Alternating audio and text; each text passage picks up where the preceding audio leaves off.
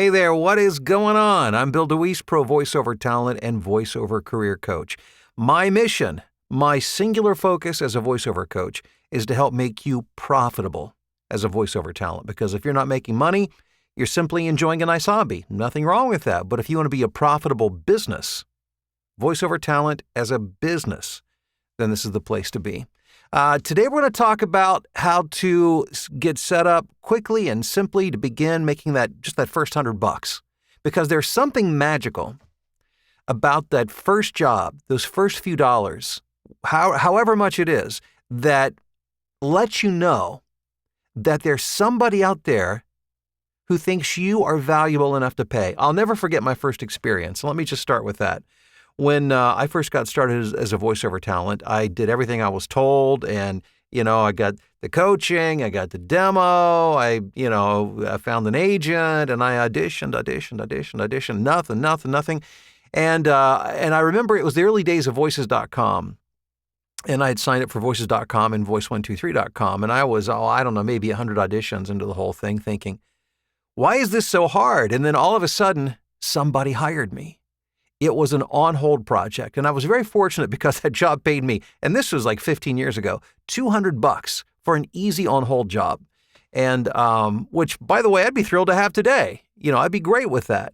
But there was something about that first job, those first dollars in my pocket from voiceover, that affirmed that I was on the right track, that there was one person, at least one person that I knew of, who thought that I was worthy enough to be paid to record voiceover.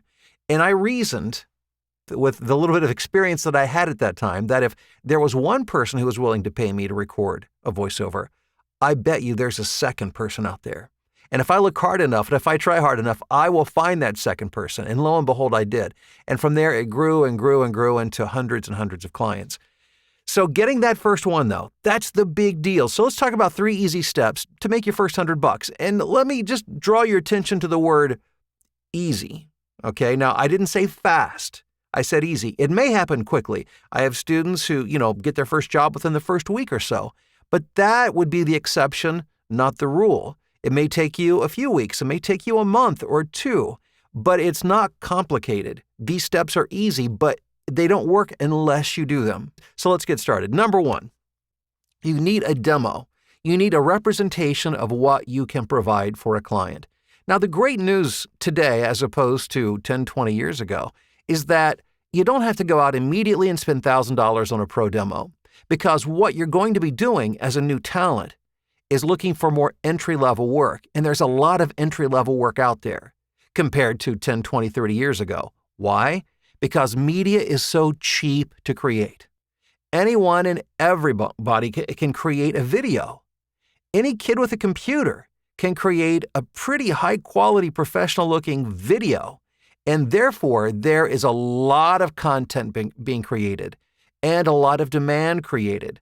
Not all at the big, of course, there's the big national ads. And yeah, at some point you may be doing those. But when you're first getting started, you need to look at entry-level work. So let's focus on that first $100. And to do that, you can do it with a DIY demo. A do-it-yourself demo.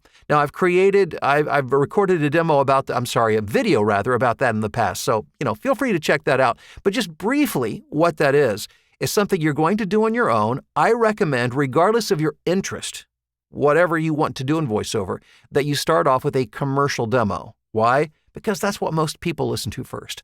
Why? I'm not even sure, but I can tell you from experience over these past 15 years, the commercial demo is what attracts clients first. And regardless of I've been hired for video games, I've been hired for countless e-learning projects, and of course commercial work, all off of and audiobooks, by the way, all off of my commercial demo. So I recommend creating a commercial DIY demo. And here's the tip. Just do it dry, meaning don't worry about music and sound effects, especially if you don't come from a production background. Now, if you come from a broadcast background and maybe you have, or a music background and you have some ability and some experience in mixing music it's a science and an art form. And it would be better to just provide dry voice with no music or sound effects if you don't know what you're doing. So a dry demo to start with is fine. If you could do some production, Use it sparingly, but feel free to do that.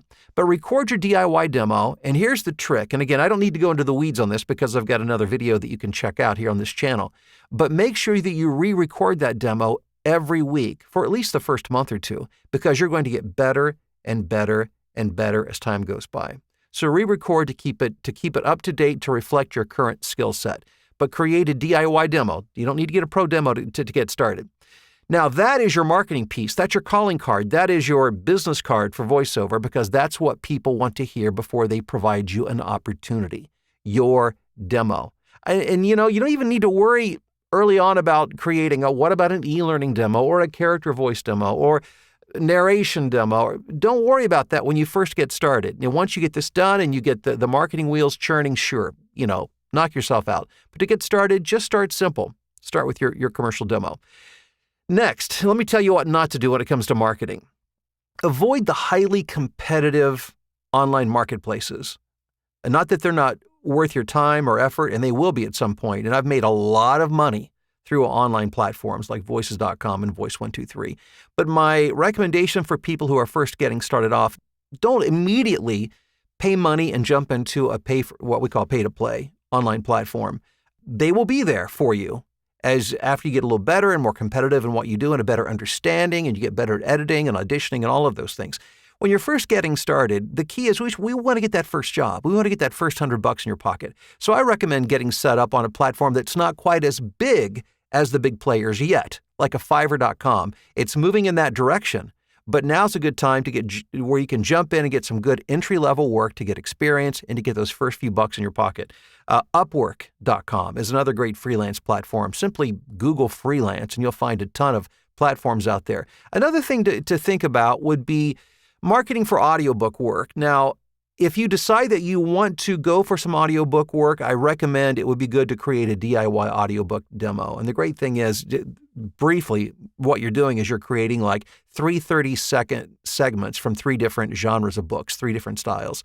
That's the quick and dirty version of what a audiobook demo consists of. Dry, no sound effects, no music. But you can use that to search for work on acx.com.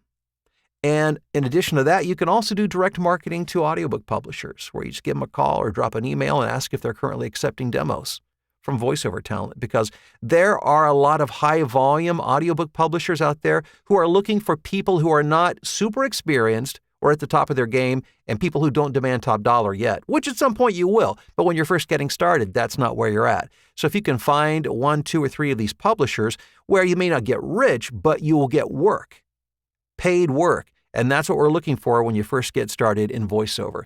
So in terms of marketing, again, don't go for the higher profile, harder to compete in platforms, the pay-to-plays. Go for your freelance type platforms that don't cost you anything. And then you can graduate into the deeper end of the pool, as it were, as you become more experienced. The other thing to keep in mind is that it's easy to get sucked into the vortex of studio equipment. There's nothing that people love to talk about more than studio equipment and microphones. And hey, I tried this microphone, but I don't know. On all the forums, people are saying this microphone's better. Yeah, but this mic's better for female voice. This mic, forget all of that. You just need a good, solid mic that will do the job.